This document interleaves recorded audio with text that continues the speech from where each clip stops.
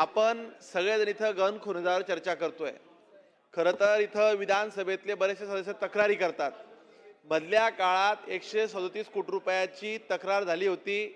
त्यात मुक्ताईनगरच्या प्रकरणात SIT लागली होती। अध्यक्ष महोदय, त्या SITची वस्तुस्थिती अशी आहे, SIT मध्ये निर्णय झाला। या विधिमंडळ सदस्याने तक्रारीनंतर त्या SITच्या निर्णयानंतर ते प्रकरण हायकोर्टात गेलं। हायकोर्टात अनेकदा विचारणा झाली की शासनाने यात काय म्हणणं आहे। 137 कोटीच्या प्रकरणात शासन अजूनही त्यात अफिडेव्हिट सादर करत नाहीये। त्या जागेवर नोंदीवर त्या नोंदी बदलण्यात आल्या। त्या जागेवर आता विविध बांधकामं तयार झाली। उद्या ऐका उद्या प्रश्न असा निर्माण होईल, 137 कोटीचा बोजा असताना त्या जागेवर विविध बांधकामं झाली, शाळा झाल्यात। तर माझा प्रश्न या सगळ्या संबंधित यंत्रणेला आहे। नाही ऐका, गांभीर्याने घ्या। बघा, या प्रकरणामध्ये काय झालं, या मागच्या प्रकरणामध्ये काय झालं, सरकार यामध्ये हायकोर्टामध्ये आपली भूमिका कधीपर्यंत स्पष्ट करेल। 137 कोटी रुपयाच्या कायद्यात असलेल्या तरतुदी, त्या तरतुदीचा अवलंब हा फक्त कागदावरच राहील का, हा माझा महसूल मंत्र्यांना सवाल असणार आहे। नेमकी उत्तर कोणी द्यावं, महसूल मंत्र्यांनी की पालकमंत्र्यांनी? माननीय अध्यक्ष महोदय, हा प्रश्न वन मंत्र्याचा नाहीये, महसूलचा आहे। त्यामुळं मला वाटतं महसूल मंत्र्यांनी पालकमंत्र्यांची मदत घेऊन या उत्तराचं निवारण करावं। हा गुलाब नाही, हा प्रश्न महसूलकडे आहे, हा वनकडे नाही आहे।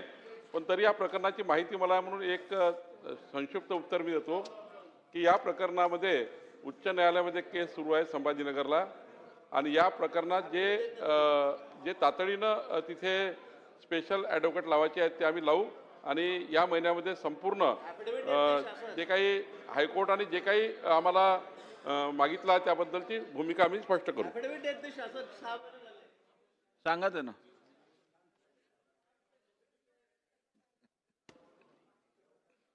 ठीक आहे अध्यक्ष महोदय, अतिशय गंभीर विषय आहे।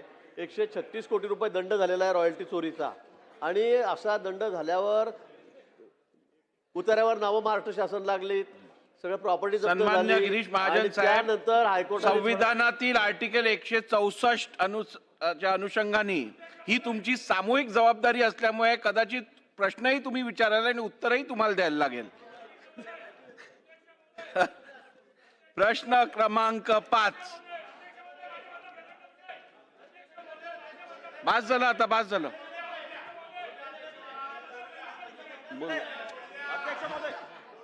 बोला बोला बोला।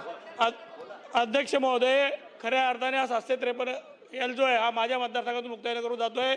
आमदार महोदयांनी मांडला तो विषय अतिशय महत्त्वाचा आहे, आणि अतिशय त्या विषयासंदर्भामध्ये मंत्री महोदयांनी मोघम उत्तर दिलेलं आहे। मतदारसंघ आहे ना, मोघम उत्तर दिलेलं आहे। मतदारसंघ आहे हा माझ्या मतदारसंघातल्या, त्यांनी अतिशय मंत्री महोदयांनी मोघम उत्तर दिलेलं आहे। मला असं वाटतं की मंत्री महोदय की सरकार त्यांना वाचवण्याचा प्रयत्न करत आहे, हे चूक आहे। अशा पद्धतीमध्ये जर का दुसरा कोण असता तर त्याच्यावर कारवाई झाली असती, त्याला संपवून टाकलं असतं।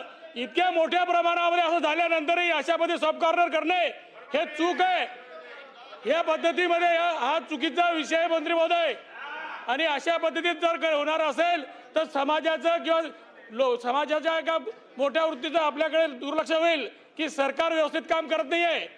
सरकारमध्ये दररोज आपल्यावर समोरचे आक्रमण करत असतात, हे झालं ते झालं ते झालं, आणि त्यांनी कोट्यावधी रुपयाचा घोटाळा केलेला आहे। ऐका सर,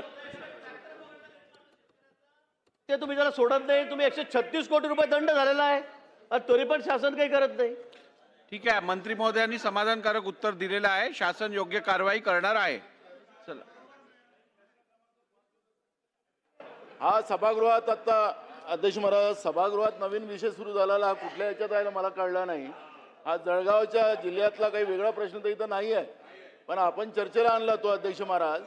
अशी सगळ्यांना संधी द्यावी प्रत्येकाच्या जिल्ह्याची चर्चा करायला। अध्यक्ष महाराज, माझा 5वा क्रमांकावरच मी उभा आहे। अध्यक्ष महाराज, 5वा अध्यक्ष महाराज, 5व्यावरच आहे।